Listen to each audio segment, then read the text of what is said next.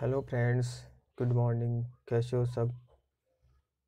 आज हमारा टॉपिक है डीएनए रेप्लिकेशन, यानी डीएनए की पुनरावृत्ति या प्रतिकृतिकरण। डीएनए रेप्लिकेशन पढ़ने से पहले हमें डीएनए की संरचना के बारे में थोड़ा सा नॉलेज होना बहुत ज़रूरी है। आप सभी जानते हैं, डीएनए की संरचना के बारे में सर्वप्रथम वाटसन और क्रिक ने एक 3D मॉडल दिया था, जिसको वाटसन एंड क्रिक मॉडल कहते हैं। इसके अनुसार डीएनए की संरचना 3D होती है। डीएनए दो पॉलीन्यूक्लियोटाइड चेन से मिलकर बना होता है, जो एक दूसरे के ऊपर सर्पिलाकार वे में जुड़ी हुई होती है और दोनों न्यूक्लियोटाइड चेन हाइड्रोजन बॉन्ड द्वारा एक दूसरे से जुड़ी रहती है। पॉलीन्यूक्लियोटाइड चेन न्यूक्लियोटाइड्स यूनिट्स द्वारा बनी होती है। न्यूक्लियोटाइड की बात करते हैं तो न्यूक्लियोटाइड 3 घटक से मिलकर बना होता है। जो डीएनए की बेसिक यूनिट होती है न्यूक्लियोटाइड, 3 घटक कौन कौन से हैं? पहला नाइट्रोजन क्षार या नाइट्रोजन बेस, दूसरा पेंटोज शर्करा और तीसरा फॉस्फेट ग्रुप। इन 3 कंपोनेंट से बनकर एक न्यूक्लियोटाइड बनता है और बहुत सारे न्यूक्लियोटाइड आपस में फॉस्फोडाइएस्टर बॉन्ड से जुड़कर एक पॉलीन्यूक्लियोटाइड चेन बनाते हैं। दोनों न्यूक्लियोटाइड चेन एक दूसरे की पूरक होती है। हम बात दिशा की बात करते हैं, तो जिस दिशा में पॉलीन्यूक्लियोटाइड चेन का 3OH ग्रुप यानी पेंटोज शर्करा के अंदर जो तीसरा कार्बन है, वहाँ OH ग्रुप जुड़ा होता है, वो जिस दिशा में होता है वो 3 साइड होती है, और जिस दिशा में फॉस्फेट ग्रुप होता है वो 5 दिशा होती है। तो एक पॉलीन्यूक्लियोटाइड चेन 3 से 5, दूसरी वाली पॉलीन्यूक्लियोटाइड 5 से 3 डायरेक्शन में होती है। तो ये डीएनए की बेसिक संरचना है, इसका हमें पता होना चाहिए। आगे हम डीएनए रेप्लिकेशन के बारे में पढ़ते हैं। डीएनए रेप्लिकेशन प्रत्येक जीवित कोशिका में संपन्न होता है, चाहे वो कायिक कोशिका हो, चाहे वो जनन कोशिका हो। और जब विभाजन होते हैं, समसूत्री विभाजन और अर्धसूत्री विभाजन, किसी भी विभाजन की बात करें या असूत्री विभाजन की बात करें, जब हम विभाजन की बात करते हैं तो एक कोशिका से 2 कोशिका बनती है या एक कोशिका से 4 कोशिका बनती है। ये विभाजन पर डिपेंड करता है कौन सा वाला है। परंतु प्रत्येक विभाजन के दौरान डीएनए का कंटेंट पुत्री कोशिकाओं में मेंटेन रखने के लिए, एक निश्चित अमाउंट भेजने के लिए डीएनए का रेप्लिकेट या द्विगुणन होना बहुत ज़रूरी है। हम समसूत्री विभाजन की बात करते हैं तो वहाँ पर प्रत्येक पुत्री कोशिकाओं में डीएनए का कंटेंट है या डीएनए की जो मात्रा है, यह हम बात करें जीन की जो कॉपी है, वो जितनी पैतृक कोशिका में होती है उतनी ही कॉपी पुत्री कोशिकाओं में जाती है। लेकिन वो कब? जब डीएनए पहले दुगुना होता है, उसके बाद पुत्री कोशिकाओं में उतनी ही मात्रा जाने की पॉसिबिलिटी बनती है, उतनी मात्रा उसमें जाती है। ऐसे अर्धसूत्री विभाजन की बात करें तो उस कंडीशन में जीन की एक कॉपी पुत्री कोशिकाओं में जाती है, पैतृक कोशिका में जिनकी 2 कॉपी होती है और पुत्री कोशिका में 1 कॉपी जाती है, जिसको हम बाद में हैप्लॉइड कोशिका कहते हैं। तो ये तो एक बेसिक नॉलेज है डीएनए रेप्लिकेशन के बारे में। हम डीएनए रेप्लिकेशन के बारे में आज पढ़ते हैं कि ये किस विधि द्वारा संपन्न होता है, कौन कौन से प्रोटीन, कौन कौन से एंजाइम इसमें काम आते हैं। डीएनए रेप्लिकेशन का बेसिक इंट्रोडक्शन आज इस हम वीडियो में पढ़ेंगे। बाकी प्रोकैरियोट्स में डीएनए रेप्लिकेशन कैसे होता है वो हम अगले वीडियो में बताएंगे आपको।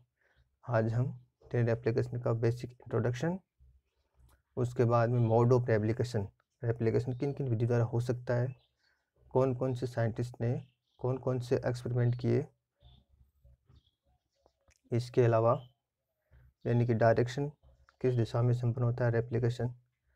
इसके अलावा कौन कौन से कंपोनेंट है जो डीएनए रेप्लिकेशन में भाग लेते हैं, ये सारे आज हम इस वीडियो में पढ़ेंगे। तो शुरू करते हैं।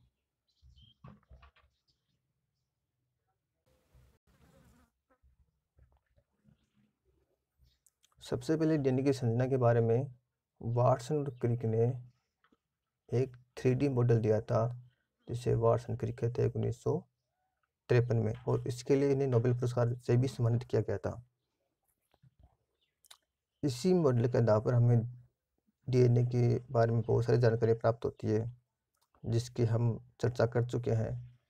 डीएनए में रेप्लिकेशन अर्ध सुरक्षित विधि द्वारा संपन्न होता है, सेमी कंजर्वेटिव रेप्लिकेशन।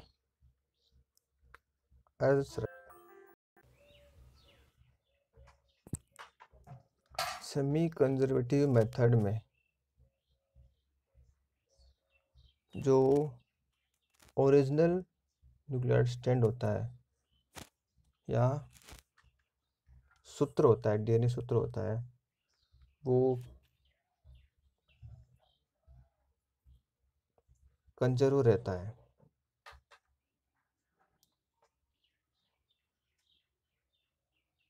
सुरक्षित रहता है,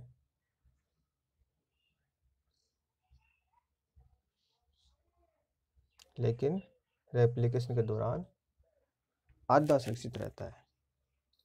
सेमी कंजर्वेटिव का मतलब आधा सुरक्षित रहता है।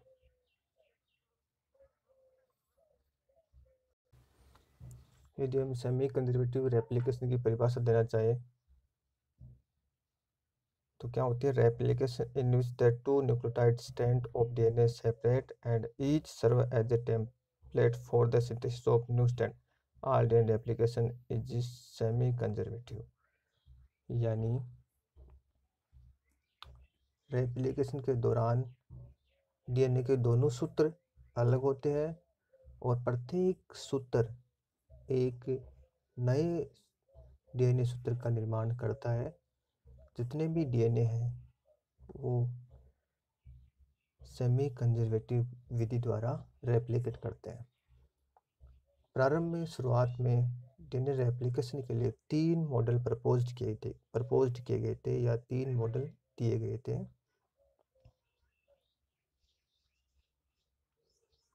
जिसमें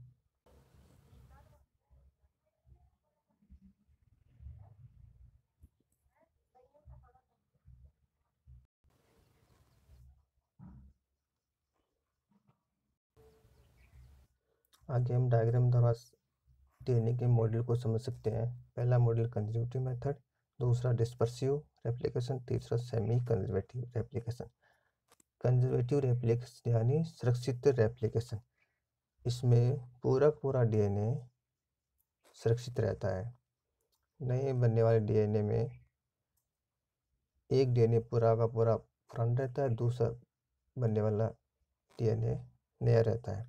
यानी इसके दोनों सूत्र नए वाले होते हैं, इसके दोनों सूत्र पुराने वाले होते हैं।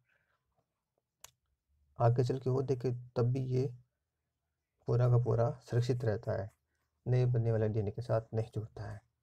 यानी ये एक टेम्पलेट की बात ही काम करता है। दोनों सूत्र एक टेम्पलेट की बात ही काम करते हैं और दोनों सूत्र से एक नया डीएनए बनता है जो अलग रहता है।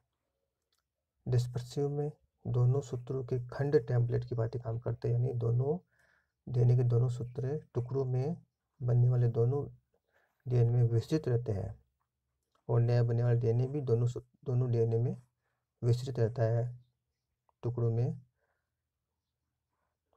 जुड़ा रहता है दोनों डीएनए में। सेमी कंजर्वेटिव में बात करें तो डीएनए के दोनों सूत्रों में से एक सूत्र एक डीएनए में चला जाता है, दूसरा सूत्र दूसरे डीएनए में चला जाता है। यानी दोनों सूत्र अलग अलग नए अलग अलग टेम्पलेट की बातें काम करते हैं। यहाँ पर एक साथ टेम्पलेट की बातें काम करते हैं, यहाँ पे एक सूत्र अलग टेम्पलेट बनाता है और दूसरा सूत्र नया डीएनए सूत्र बनाता है। दोनों डीएनए में आधा आधा चला जाता है। आगे भी यही प्रोसेस लागू होती है, अर्थात 50% डीएनए सुरक्षित रहता है, यानी आधा डीएनए सुरक्षित रहता है। इसलिए इसको क्या कहते हैं, सेमी कंजर्वेटिव रेप्लिकेशन। और इसको मेल्सन और स्टाहल ने एक्सपेरिमेंट द्वारा, मेल्सन और स्टाहल के एक्सपेरिमेंट की बात करते हैं। मेल्सन और स्टाहल ने ई कोलाई के डीएनए के रेप्लिकेशन को समझाया था, या उन्होंने बताया कि ई कोलाई के अंदर डीएनए रेप्लिकेशन किस मेथड द्वारा संपन्न होता है। इसके लिए उन्होंने क्या किया, ई कोलाई को नाइट्रोजन के 2 आइसोटोप युक्त अगार माध्यम में संवर्धित कराया। नाइट्रोजन के 2 आइसोटोप N14 और N15। N14 कॉमन फॉर्म होती है नाइट्रोजन आइसोटोप की, और N15 रेयर होती है और भारी होती है, हैवी होती है। तो सर्वप्रथम उन्होंने N15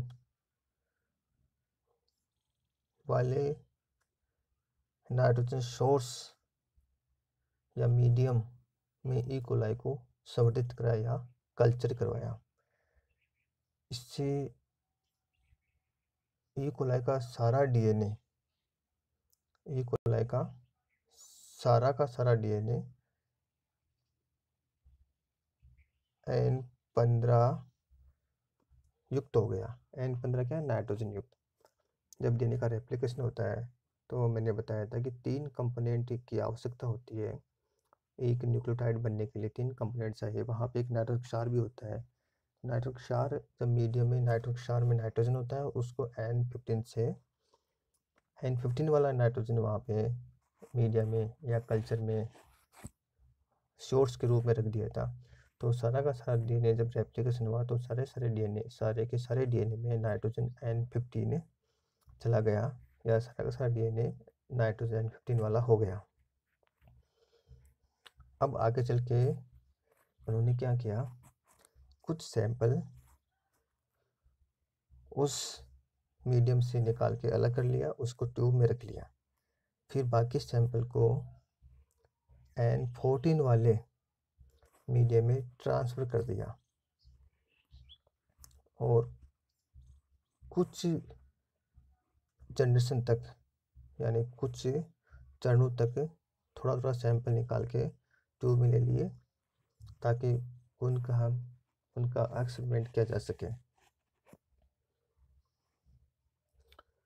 आगे उन्होंने क्या किया, जितना भी सैंपल उन्होंने लिया है, सर्वप्रथम N15 वाले सैंपल को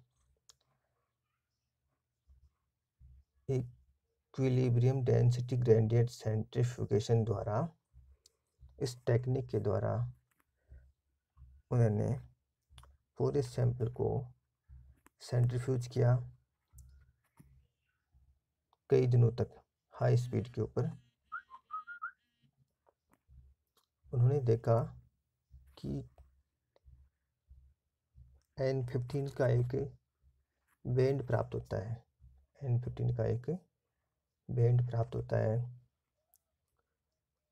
हैवी N15 का एक बैंड हमें प्राप्त होता है। जब उसका आगे उन्होंने बैंड लिया, हाई डेंसिटी मटेरियल बॉटम में चला जाता है और लो डेंसिटी मटेरियल टॉप में रहता है।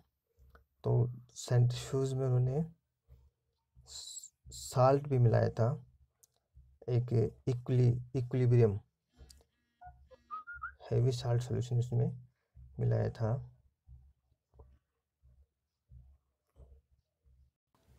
इसको आप डायग्राम समझ सकते हैं। सैंपल को टेस्ट ट्यूब में भर के सेंट्रीफ्यूज कराया गया। सेंट्रीफ्यूज कराने से बैंड प्राप्त हुए। तो सबसे पहले N15 वाले सैंपल को सेंट्रीफ्यूज किया, उसका एक बैंड प्राप्त हुआ। उसके बाद में जब मटेरियल को N14 वाले मीडियम में ट्रांसफ़र किया, कुछ देर उसको रखा। पहले रेप्लिकेशन के पहला चरण संपन्न होने के बाद सैंपल लिया, तो उसके बाद फिर एक फिर बैंड प्राप्त हुए। उसके बाद फिर कई चरणों का, जब रेप्लिकेशन कई चरणों में संपन्न हो जाता है, तब उसका एक सैंपल या टेस्ट ट्यूब में डाल के उसका सेंट्रीफ्यूज कराया, उसका बैंड प्राप्त हुए। तो ऐसे करके उन्होंने 3 प्रकार के, जिसको आप यहाँ डायग्राम से समझ सकते हैं। यहाँ देखिए ये N15 वाला मीडियम है, जहाँ से सैंपल इन्होंने लिया टेस्ट ट्यूब में और सेंट्रीफ्यूज करवाया, और हम देख रहे हैं कि एक बैंड यहाँ पर हमें प्राप्त होता है N15 वाला। ये हम बात कर रहे हैं पहले चरण की। उसके बाद में उसके बाद में बच्चा सैंपल N14 वाले मीडियम में शिफ्ट कर दिया, वहाँ से स्पिन कराया और पहले चरण का सेंट्रीफ्यूज करके बैंड प्राप्त किया। तो हमें यहाँ पर बैंड प्राप्त होता है बीच में। आगे उन्होंने क्या किया, सेकेंड राउंड होने के, रेप्लिकेशन का सेकेंड राउंड होने के बाद में फिर सैंपल लिया, तो हमारे पास 2 बैंड प्राप्त होते हैं, एक N15 N14 के बीच वाला और एक N14 वाला। फिर कई राउंड कराने के बाद फिर वही 2 बैंड हमारे पास प्राप्त हुए। लेकिन यहाँ पे हम देख सकते हैं कि इस वाले बैंड और इधर वाले बैंड में क्या अंतर है, जो ऊपर वाला बैंड है वो मोटा होता जा रहा है, ये हम देख सकते हैं। तो ये कैसे हुआ, इसको हमें समझने के लिए हम डायग्राम नीचे करके देखते हैं यहाँ। तो यहाँ देखिए N15 वाले में DNA सारा N15 वाला बना है, और N14 वाले में जब इसका एक राउंड N14 मीडियम में संपन्न करवाया, तब हमने इसका एक बैंड लिया। तो उसमें क्या है, 2 हमारे पास DNA सूत्र बनते हैं। प्रत्येक DNA में एक सूत्र N15 वाला है और एक सूत्र N14 वाला है। इसमें एक N15 वाला है और N14 वाला। इसमें भी एक N15 वाला है और एक N14 वाला है। इसलिए हमें जो बैंड प्राप्त हुआ वो एकदम बीच में प्राप्त हुआ, एकदम सेंटर में प्राप्त हुआ, क्योंकि इसमें दोनों DNA में N15 N14 इसलिए बीच में हमें प्राप्त हुआ, क्योंकि N15 हैवी है, N14 हल्का है। तो यहाँ पर दोनों हैवी थे इसलिए हमें नीचे प्राप्त हुआ, ये थोड़ा सा दोनों हल्के इसलिए हमें थोड़ा ऊपर प्राप्त हुआ। अगले वाले राउंड में क्या हुआ, अगले राउंड में फिर रेप्लिकेशन हुआ। तो N15 N14 ने जब रेप्लिकेट किया तो N15 N14 और दूसरे वाले सूत्र से N14 में प्राप्त हुए। ऐसे ही N15 N14 वाले DNA ने जब रेप्लिकेट किया तो N15 N14 और N14 N14 और N15 N14, ये हमें DNA के 4 सूत्र मिल रहे। तो यहाँ पर आप देख सकते हो 2 DNA के सूत्र, ये वाला और ये वाला। ये तो N15 N14 वाला है, और जो बीच वाले हैं ये N14 और N14 वाले हैं।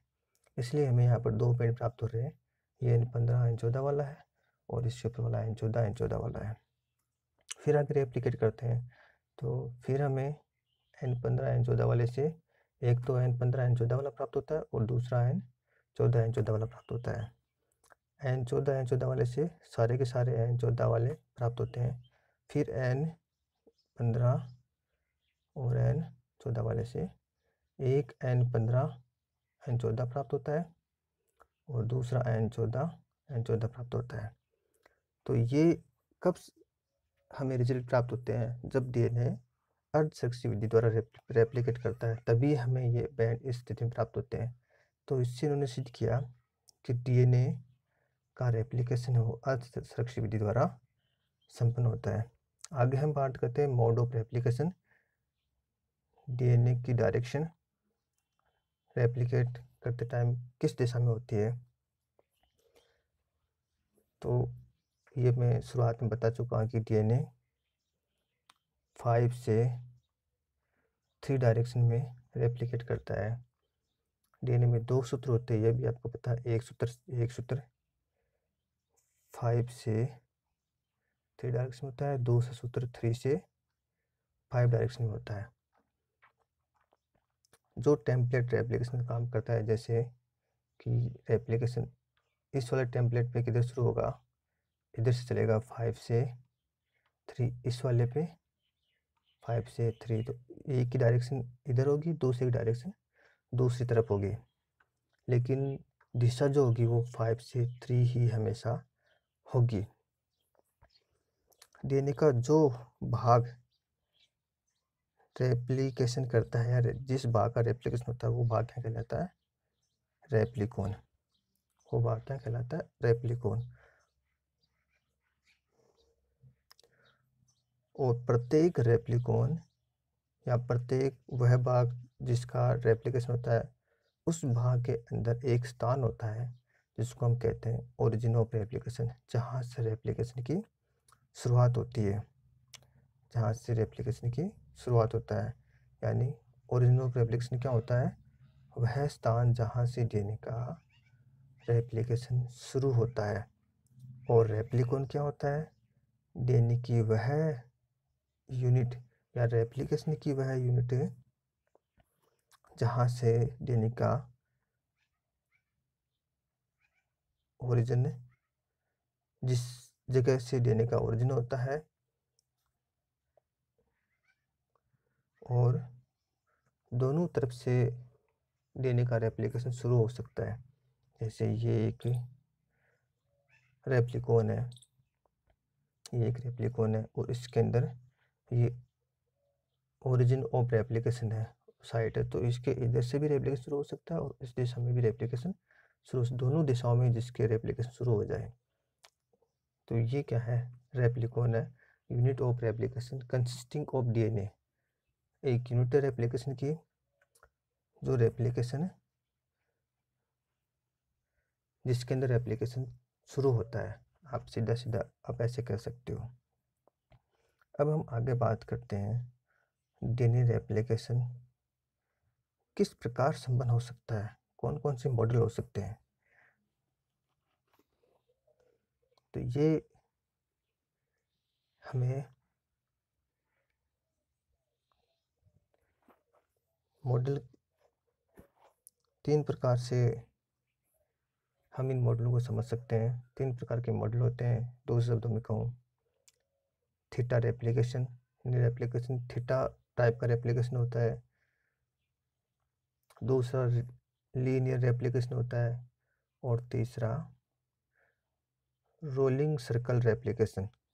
3 प्रकार के रेप्लिकेशन हो सकते हैं या रेप्लिकेशन के मोड हो सकते हैं। पहले बात करते हैं हम थीटा रेप्लिकेशन की। थीटा यानी जो थीटा की संरचना होती है उस प्रकार का जब डीएनए रेप्लिकेशन होता है तो उस प्रकार का दिखता है। थीटा रेप्लिकेशन वर्ताकार डीएनए में संपन्न होता है। जिन कोशिकाओं में वर्ताकार डीएनए पाया जाता है उसमें सामान्यतः थीटा रेप्लिकेशन पाया जाता है। जैसे बैक्टीरिया में सर्कुलर डीएनए होता है, इसलिए उसमें थीटा रेप्लिकेशन पाया जाता है। आगे हम बात करते हैं रेप्लिकेशन फोर्क की और रेप्लिकेशन बबल्स की।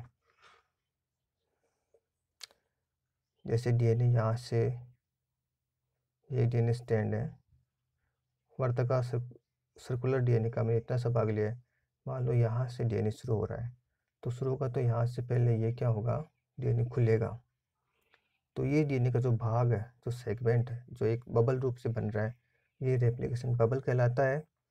और जिस स्थान से डीएनए का रेप्लिकेशन शुरू होता है, जैसे ये खुल गया, अब यहाँ से डीएनए का रेप्लिकेशन डी हो रहा है, तो इसको हम क्या कहते हैं? रेप्लिकेशन फोर्क कहते हैं। Point eight which A double stand DNA molecule separates into 2 single strands that serve as templates for replication। ऐसा स्थान जहाँ से द्विसूत्री DNA मॉलिक्यूल एक दूसरे से अलग होते हैं और जहाँ से रेप्लिकेशन की शुरुआत होती है या रेप्लिकेशन के रूप में वो एक टेम्पलेट की भांति काम करते हैं। और इस स्थान से रेप्लिकेशन फोर्क से दोनों दिशाओं में डीएनए का रेप्लिकेशन हो सकता है, जिसको हम क्या कहते हैं? द्विदिशीय, बाई डायरेक्शनल। एक रेप्लिकेशन बबल के दोनों दिशाओं में रेप्लिकेशन फोर्क होते हैं, इस एंड पे और इस एंड पे। तो 2 रेप्लिकेशन फोर्क हो सकते हैं एक रेप्लिकेशन बबल के, और दोनों रेप्लिकेशन फोर्क से विपरीत दिशाओं में रेप्लिकेशन यदि संपन्न हो रहा है तो उसको हम क्या कहते हैं? By directional. Theta replication by directional replication हो सकता है, यूनिडायरेक्शनल भी हो सकता है।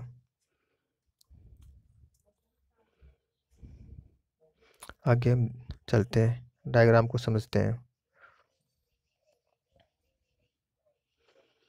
यहाँ देखो, ये वर्ताकार डीएनए, ये ओरिजिन ऑफ साइट है।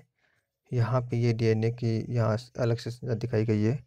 यहाँ क्या हुआ, डीएनए खुला है, अपने आप नहीं खुलता, बहुत सारे एंजाइम आते हैं जो इसको खोलते हैं। उसके बारे में हम बाद में आगे पढ़ेंगे, कौन कौन से एंजाइम आते हैं जो डीएनए को खोलते हैं। यहाँ डीएनए की डबल द्विसूत्री संरचना को एक सूत्री संरचना में चेंज करते हैं, या रेप्लिकेशन बबल बनाते हैं। यहाँ पे रेप्लिकेशन बबल है, और ये एंड है, ये वाला जो एंड है यहाँ से, ये यहाँ दिखाया गया रेप्लिकेशन फोर्क है, जहाँ से डीएनए का रेप्लिकेशन संपन्न होता है। इधर भी रेप्लिकेशन फोर्क है, तो दोनों तरफ डीएनए का रेप्लिकेशन हो रहा है। और ये आगे चल के एक दूसरा वर्ताकार डीएनए का निर्माण करता है। आगे चल के ये यहाँ से टूट के और दो नए वर्ताकार डीएनए बनाता है। तो ये थीटा रेप्लिकेशन है, जो बैक्टीरिया के डीएनए में संपन्न होता है, बैक्टीरिया में पाया जाता है। आगे हम चलते हैं, बात करते हैं रोलिंग सर्कल रेप्लिकेशन की। रोलिंग सर्कल रेप्लिकेशन ज़्यादातर वायरस में पाया जाता है, और प्लाज्मिड के एफ फैक्टर में पाया जाता है। प्लाज्मिड का एफ फैक्टर होता है, उसमें पाया जाता है वायरस, और F factor of E coli plasmid नहीं। यहाँ पर क्या होता है, ये भी वर्ताकार डीएनए में पाया जाता है। यहाँ पर एक न्यूक्लियोटाइड के ऊपर कट लगता है, एक स्ट्रैंड है, एक सूत्र के ऊपर कट लगता है, और कट लगने के बाद में जो 3 वाला हिस्सा है, 3OH, उसके ऊपर डीएनए का रेप्लिकेशन शुरू होता है, और 5 एंड अलग होता जाता है। एक सूत्र जो 5 फॉस्फेट वाला एंड है वो अलग होता जाता है, और इधर रेप्लिकेशन शुरू होता जाता है। तो ऐसे करने से आगे चल के 5 वाला एंड अलग हो जाता है। यदि फिर से इसमें दोबारा रिपीट हो तो फिर एक और नया वाला सूत्र अलग हो जाता है, फिर एक और सूत्र अलग हो जाता है, और एक पूरा का पूरा वर्ताकार डीएनए, नया डीएनए बनता है, जिसमें एक पुराना वाला सूत्र होता है, एक नया वाला सूत्र होता है। ये जो सिंगल स्ट्रैंड है, एक सूत्र, ये रेखीय डीएनए है, ये आगे चलकर वृत्ताकार बन जाते हैं, और फिर ये रेप्लिकेशन द्वारा द्विसूत्री डीएनए में, द्विसूत्री वृत्ताकार डीएनए में बदल जाते हैं। ये रोलिंग सर्कल रेप्लिकेशन मेथड होती है। इसके बाद में आगे हम चलते हैं लीनियर मेथड में, यानी रेखीय डीएनए। ये यूकेरियोटिक कोशिकाओं में संपन्न होता है। यहाँ हम एक चीज़ भिन्न देख सकते हैं, वो क्या, वो हम ये देख सकते हैं, यहाँ पे ओरिजिन ऑफ रेप्लिकेशन एक से अधिक होते हैं। जब हम बैक्टीरिया की बात करते हैं तो उसमें सिर्फ एक ही जगह ओरिजिन ऑफ साइट होता है, यानी एक ही जगह से रेप्लिकेशन शुरू होता है, वो दोनों दिशा में हो सकता है। जबकि हम जब यूकेरियोटिक डीएनए की बात करते हैं तो वो यहाँ से भी शुरू हो सकता है, यहाँ से भी होता है, यहाँ से भी होता है, और यहाँ से भी होता है। हालांकि दोनों दिशा में होता है, इधर से इधर भी जा सकता है, इधर से इधर दोनों दिशा में होता है, इधर से इधर दोनों दिशा में होता है।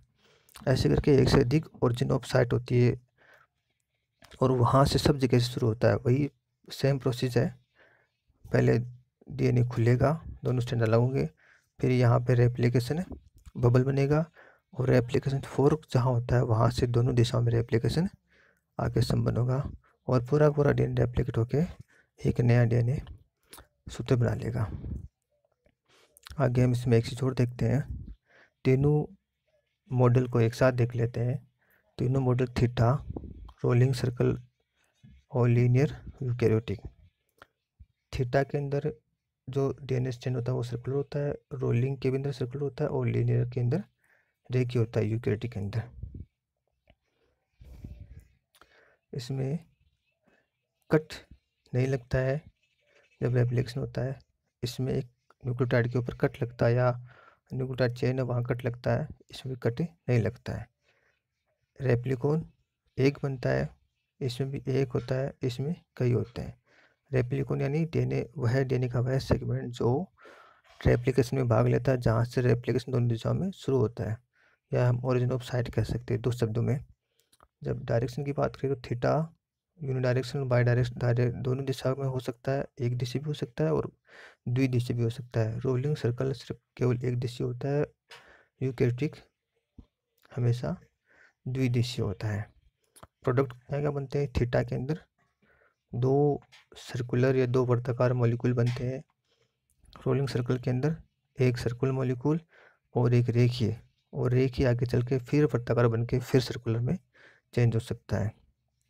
तो ये तो हमने तीनों मॉडलों में क्या अंतर हो सकते हैं, एक दूसरे से किस पर भिन्न है, हमने देखा। आगे हम थोड़ा सा इसमें ये देखेंगे कि रेप्लिकेशन के लिए किन किन चीज़ों की आवश्यकता होती है। पूरी पूरी प्रोसेस रेप्लिकेशन की बहुत सारे कंपोनेंट से संपन्न होती है।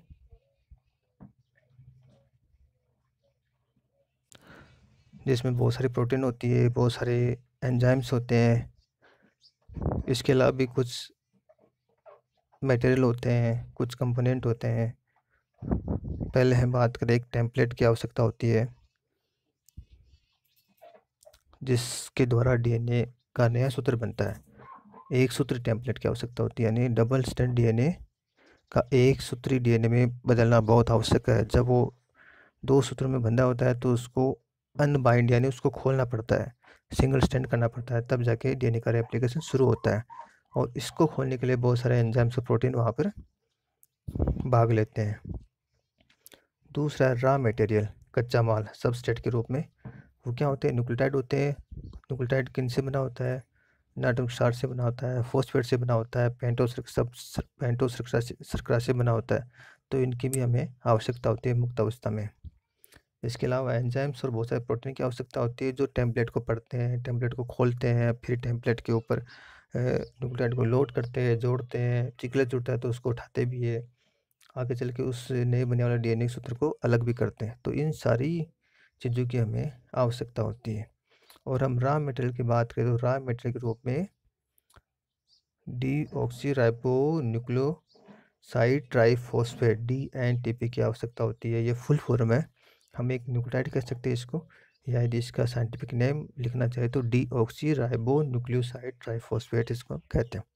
तो इतने सारे कंपोनेंट की हमें आवश्यकता होती है। तो आज हमने पढ़ा डीएनए की बेसिक संरचना के बारे में, रेप्लिकेशन के मोड के बारे में, रेप्लिकेशन के कितने मॉडल होते हैं उसके बारे में, कौन कौन से कंपोनेंट रिक्वायरमेंट होते हैं उसके बारे में। अगली क्लास में हम रेप्लिकेशन